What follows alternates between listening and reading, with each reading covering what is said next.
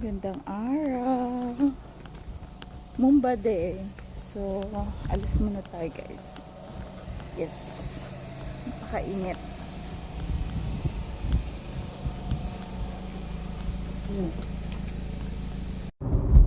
And guys, so lalaag muna ang ninang nyo for a change.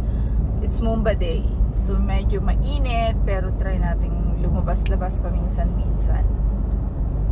Yes. Ayan, kita nyo naman ang ating weather. It's too hot. Pero ang ganda ng kalangitan. Look at that guys. How beautiful it is. See? Oo. Tingnan nyo naman. Pati yung sasakyan. Kalilinis lang. Pero ayan. Diyan talaga sila umipot. Talaga yung mga ipon natin.